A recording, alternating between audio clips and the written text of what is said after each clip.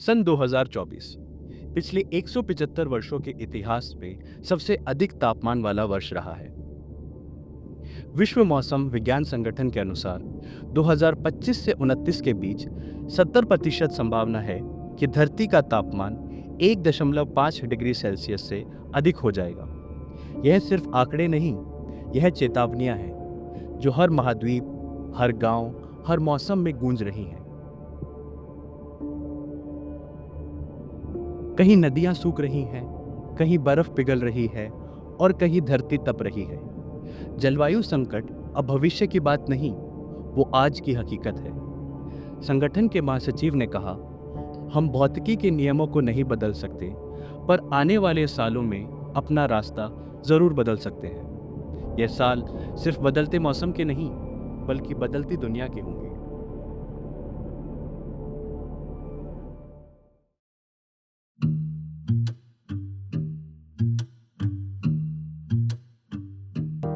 विश्व की सबसे प्राचीन पर्वत श्रृंखला अरावली की गोद में बसे अलवर क्षेत्र था।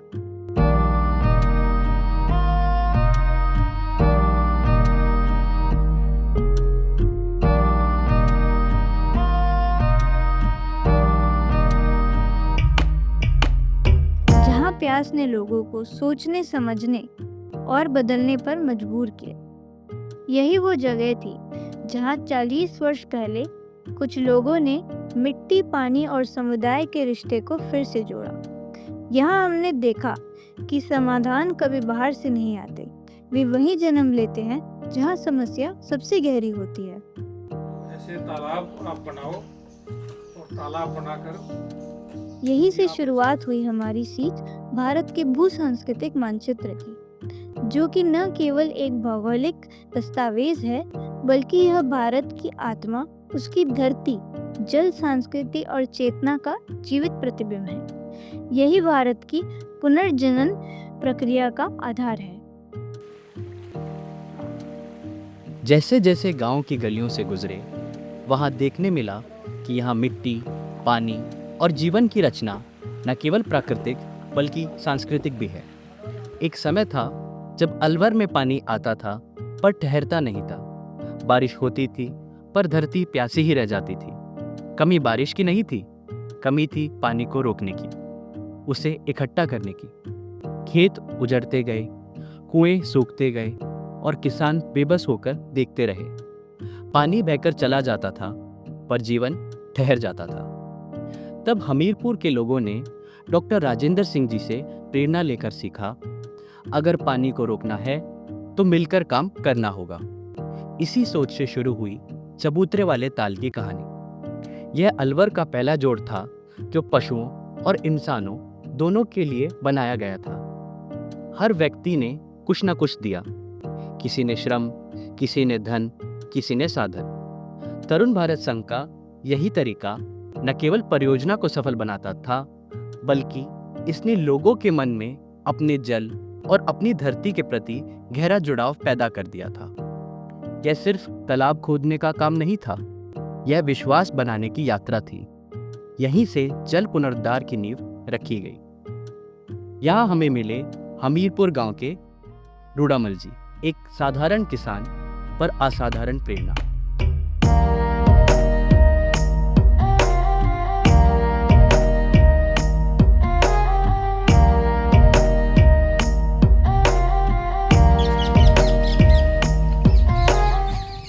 रूडामल जी अपने हाथों से खेतों और जब्बर सागर जोहड़ के निर्माण में अपना योगदान दिया।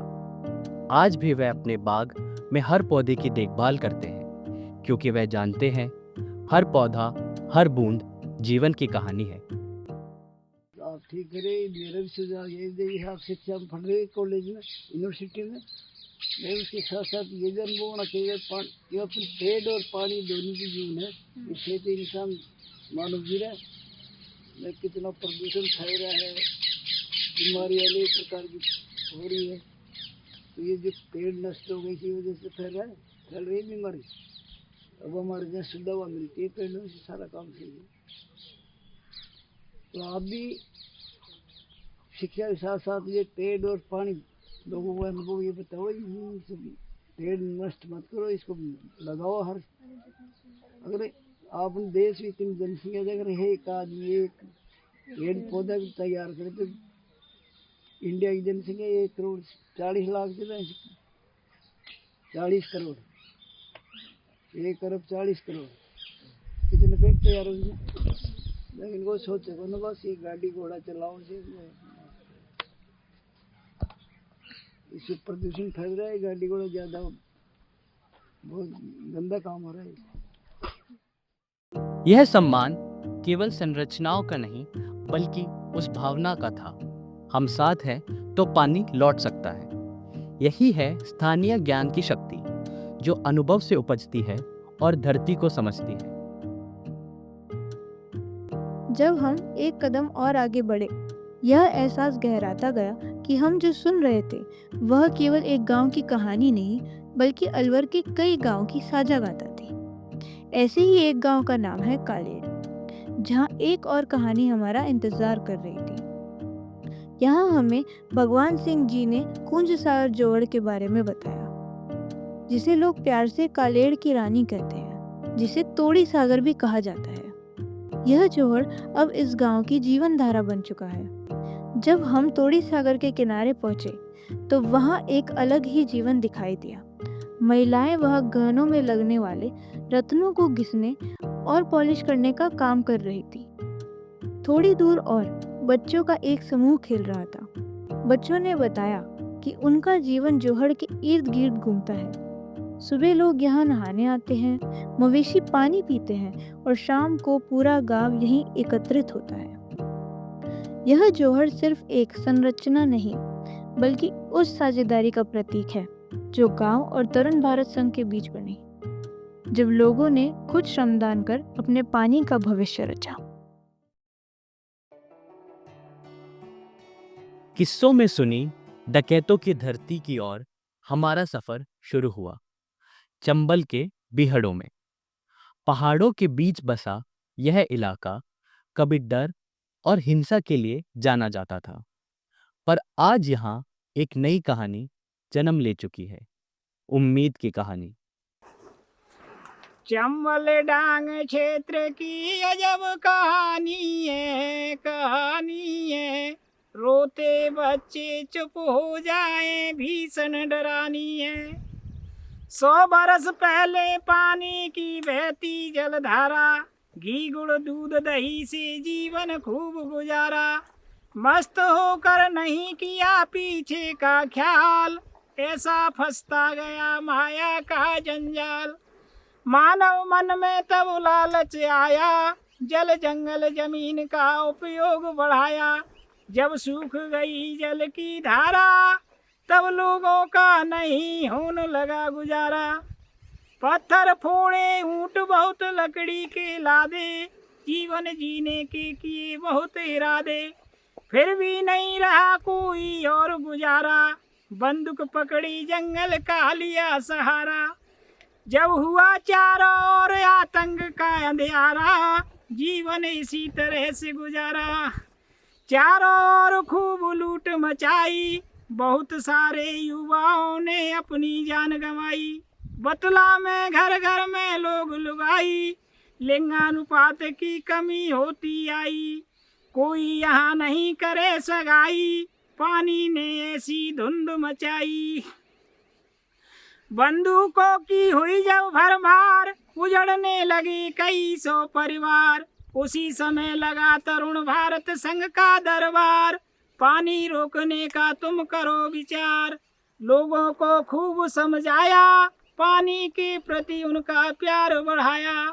धन्य धन्य राजेंद्र ने ऐसी नीति बनाई, बंदूकों की खूब नाली घुमाई।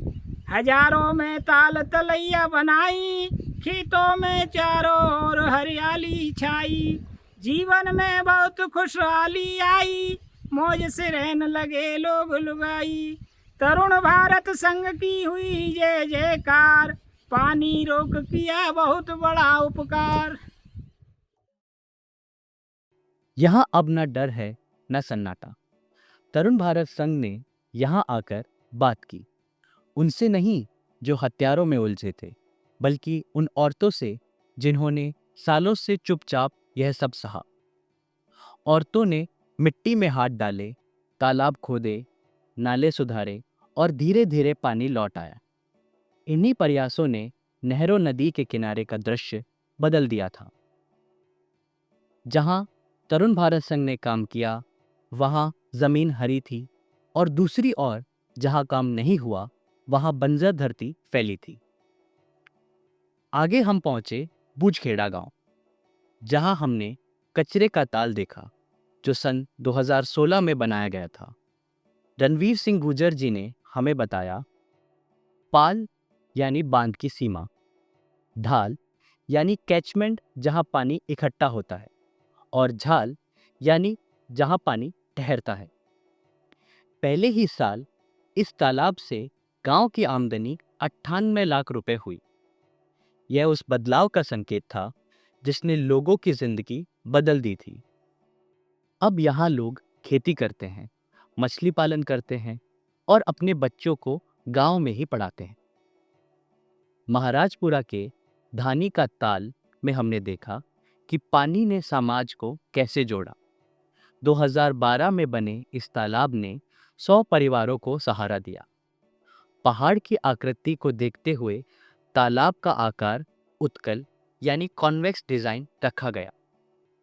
हमें यहाँ गांव के एक उत्सव में बुलाया गया, जहां हमें राजस्थान की मनवार संस्कृति के दर्शन हुए।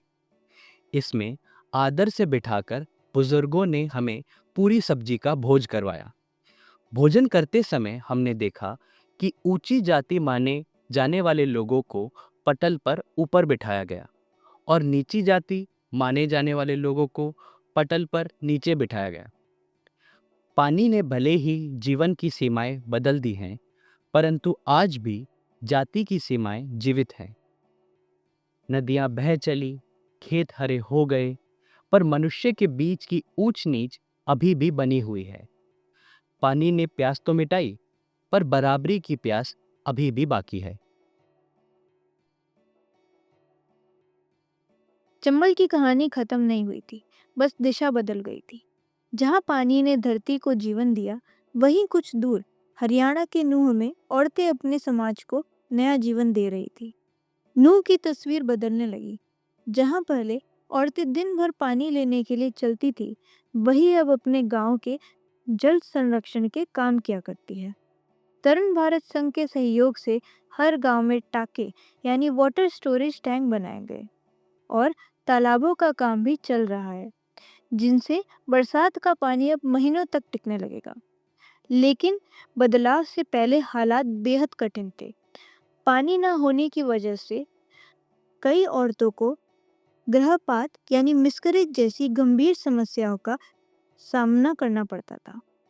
उनके कदमों की थकान में पूरा उम्र का संघर्ष झलकता था। थकान, कुपोषण और दूषित पानी ने कई जिंदगियों को चुपचाप तोड़ दिया था। यह पीड़ा किसी अस्पताल के आंकड़ों में नहीं, बल्कि हर एक गांव की कहानी बन चुकी थी। हमारी यात्रा पूरी होने को थी। अलवर की घाटियों से लेकर चंबल की धरती और नूह के रेतीले मैदानों तक हर जगह एक बात समान थी। जहां लोग साथ आए, वहां पानी लौटा। इन सब कहानियों से मिलकर भारत के भू सांस्कृतिक मानचित्र पर एक नई रेखा खींच दी। डॉक्टर राजेंद्र सिंह जी कहते हैं, भू सांस्कृतिक मानचित्र, यह शब्द अब केवल एक दस्तावेज नहीं रहा, यह भारत की आत्मा का जीवंत मानचित्र बन गया है। हर तालाब, हर जोहड़, हर नाला इस मानचित्र पर एक बिंदु है, जहां लोगों ने अपने भूगोल को अपनी संस्कृति से फिर जोड़ दिया है। अलवर ने सिखाया कि पानी को रोका जा सकता है अगर मन में ठान लिया जाए तो। चंबल ने दिखाया कि हिंसा की धरती भी हरियाली से अहिंसा में बदल सकती है। और नूह ने साबित किया कि जब औरतें आगे बढ़ती हैं तो समाज खुद बदल जाता है।